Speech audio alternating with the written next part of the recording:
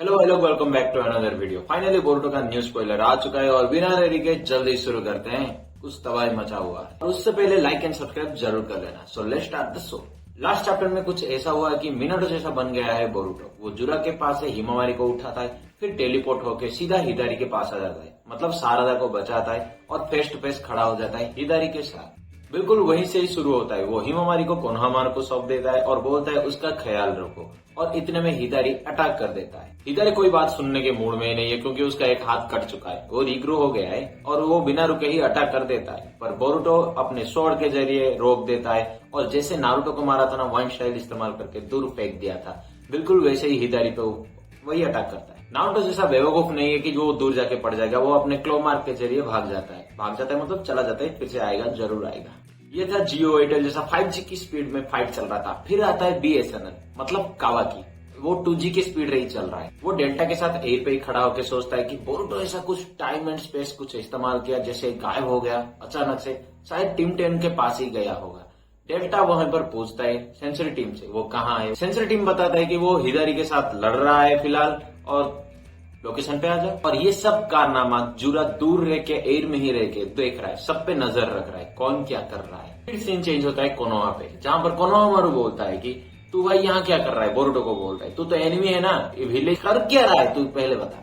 इतने में सारदा बीच में टपक जाता है, बोलता है कि कोनोहामारू कुछ मत बोल, तूने देखा ना हिदारी क्या कर लेता मेरा, मतलब एहसान दिला रहा है। अगर ये नहीं होता तो वो मुझे मार देता, इसलिए इसे कुछ मत बोल अभी। कोनोहामारू भी मान गया। उसका स्टूडेंट जो बता रहा है सारदा उचिया, इसीलिए छोड़ दिया और बताता है कि हिदारी जो है वो क्लो मार्क कंट्रोल कर रहा है।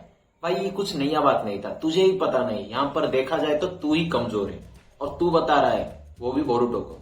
फिर बोरुटो बताता है कि तुम सब क्लो मार्क पे नजर रखो और सेंस करने की कोशिश करो चक्रा फोकस कहाँ से आ रहा है। पर सेंसर टीम बताता है कि हम कोनोहामारू नहीं है, इसीलिए ऑर्डर देना बंद कर। सुमिरे बताता है बोरुटो को हिदारी का टारगेट उचिया सारदा है, क्योंकि जब कोनोहामारू उसके पास था वो कोनोहामारू को कुछ भी नहीं किया, सीधा सारदा पे अटैक कर दिया। हिदारी का टारगेट सारदा उचिया है और सास्के जैसा ही इतना सब पावर है, मतलब चिदोरी एग्जैक्ट उसके जैसा ही है। इसीलिए वो डाउट कर रहा है कि कहीं सास्के के साथ उसका रिलेट तो नहीं है। कोनोहामारू भी पूछते हैं अगर सास्के के साथ रिलेट है, जो ट्री बन गया है फिलहाल, तो मोएगी के साथ क्या होगा, मोएगी का भी कोई होगा ना। बोरुटो बताता है रिलेट मतलब ये सास्के के चक्रा से ही बना है, सास्के से कोई भी रिलेट नहीं है। अगर इससे मारोगे तभी जाके सास्के को बचा पाओगे। सबसे पहली बात, इससे मारने की फोकस करो और कुछ नहीं। कोनोहामारू पूछता है कि तुझे ये सब कैसे पता है भाई। बोरुटो बोलता है तुझे जिंदा रहना है या फिर इसका आंसर जानना है। अगर जिंदा रहना है तो सबसे पहले लड़ाई कर, उसके बाद आंसर जानेगा। सेंसर टीम बताता है कि क्लो मार्क से कुछ सेंस हो रहा है और सारे के सारे क्लो ग्रिम्स आ जाते हैं। बोरुटो बोलता है सारदा को कि तू हिदारी से थोड़ा दूर रह कर या फिर उसे कंट्रोल करने की कोशिश कर, मतलब डिफेंड करने की कोशिश कर। इतने में इन कुत्तों को मार के मैं आता हूँ 2 सेकंड में। बोरुटो और सारदा दोनों क्लो ग्रिम के साथ लड़ रहे हैं, बाकी सब दूर है। उनमें से एक लड़ रहा था जो सारदा के साथ, उसी के पेट में से हिदारी आ जाता है, मतलब उनके शरीर में भी है क्लो मार्क से, उसी क्लो मार्क से ही हिदारी आ जाता है और सारदा के एक पैर को पकड़ लेता है। कोनोहा का येलो फ्लश का पौधा और जावाज लौंडा 2 कुत्तों को मार के सीधा फ्लाइंग रेजिन यूज करके हिदारी के पीछे आ जाता है और यूज करता है रासेंगन। बट हिदारी भी थोड़ा ज्यादा तेज है, वो अपने क्लो मार्क के जरिए भाग जाता है और जहां पर उनका बेस है ना वहां पर चला जाता है। पर ये रासेंगन थोड़ा चोट भी पहुंचाया, मतलब ऐसा बड़ा होल हो गया है उसके शोल्डर पे। ना यही काम खत्म नहीं हुआ है, वो एक्चुअली रिकवर कर लिए गया है। मतलब जहां उनका बेस है ना वो पेड़ के अंदर था, वो बेस, वो पेड़ से थोड़ा एनर्जी लेके रिकवर करके वापस आ गया।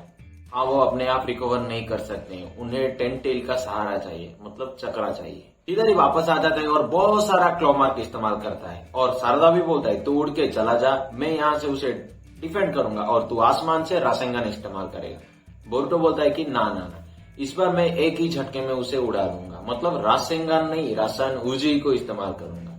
हाँ, कोड के अगेंस्ट जो यूज किया था। और वो ये भी बताता है कि इस प्लैनेट का जो चक्रा है उससे रिलेटेड है, इसीलिए उसे खड़ा रहना पड़ेगा इस धरती पे।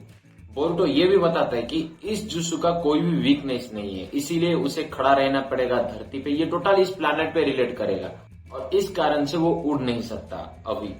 बोरुटो प्लैनेट से चक्रा गैदर कर रहा है और पीछे से, मतलब उसके पीछे से क्लो मार्क था, वहां पर से एक हाथ बाहर आता है। इतने में कोनोहामारू आ जाता है और रासेंगन को डिफेंड की तरह इस्तेमाल करता है। एक्चुअली चिदोरी इस्तेमाल किया था हिदारी। फिर से बकचोदी शुरू हो जाता है। बोरुटो बोलता है कोनोहामारू को तूने मुझे बचाया क्यों। कोनोहामारू बोलता है भाई तू अपना काम कर, बाद में बकचोदी करेगा। और ज्यादा इमोशनल मत हो जाना, मेरा प्रायोरिटी फिलहाल इस गधे को मारना है, इसी कारण तुझे बचा रहा हूँ और कोई कारण नहीं है।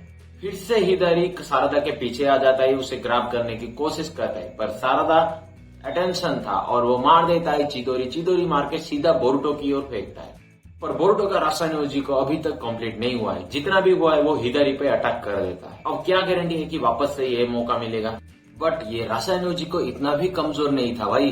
पिछली बार जैसे कोड के खिलाफ इस्तेमाल किया था उससे 1000 गुना जैसा ज्यादा लग रहा है। मतलब पूरा साइक्लोन की तरह हिदारी को ऊपर ले जाता है और हिदारी के टुकड़े टुकड़े कर देता है। लगभग कुछ नहीं बचता, सिर्फ अपना हेड मतलब शरीर बचता है और राइट हैंड ही बचता है और कुछ नहीं।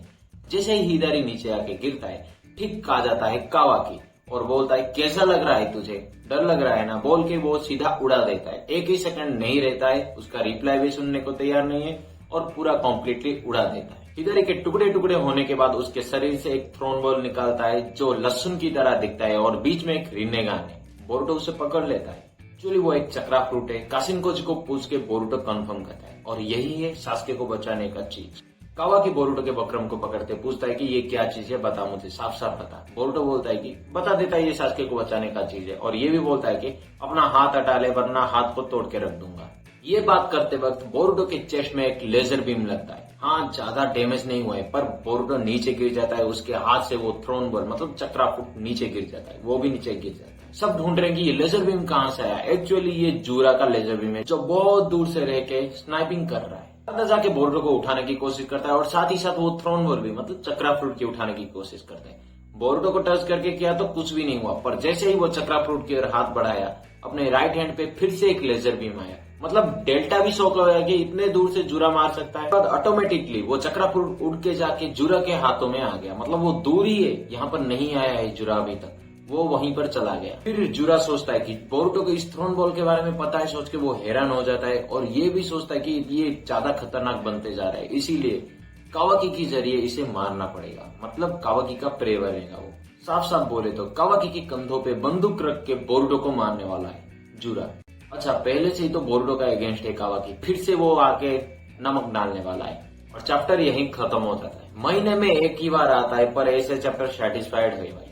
पर आपको कैसा लगा कमेंट करके बताना, ये मेरा था। और मेरा वीडियो कैसा लगा वो भी कमेंट करके बताना, और कुछ भी हो तो वो भी पूछ लेना, उस पर भी वीडियो आएगा। तब तक के लिए